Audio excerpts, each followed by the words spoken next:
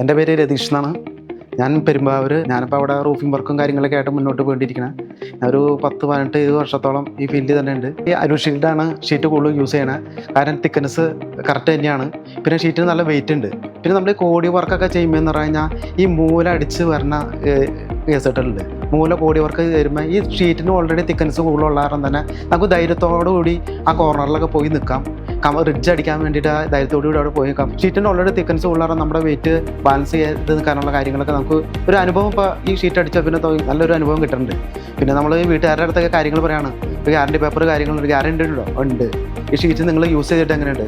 എനിക്ക് തൃപ്തിയാണ്. കാരണം നല്ല രീതിയിൽ ചെയ്യാൻ പറ്റും. ഷീറ്റ് വിരിക്കാനും ഈ ജോയിൻ്റ് കാര്യങ്ങളെല്ലാം ഒരു വർക്ക് തീർന്ന നല്ല ഫിനിഷിങ് കാര്യങ്ങളൊക്കെ കിട്ടുന്നുണ്ട്.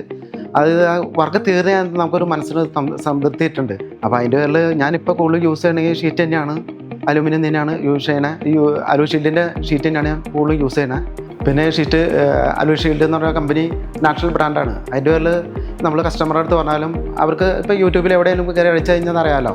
അപ്പോൾ അതിൻ്റെ പേരിൽ ആ കാര്യത്തിൽ ഓക്കെയാണ്.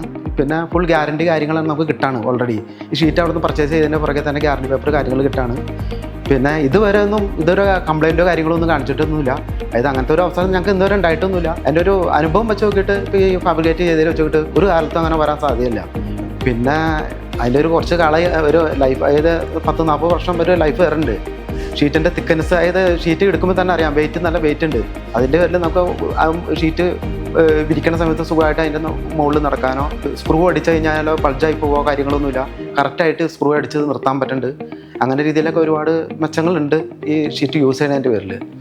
അപ്പോൾ നമ്മളിപ്പോൾ യൂസ് ചെയ്തുകൊണ്ടിരിക്കുന്നത് ഈ അലു ഷീൽഡ് തന്നെയാണ്.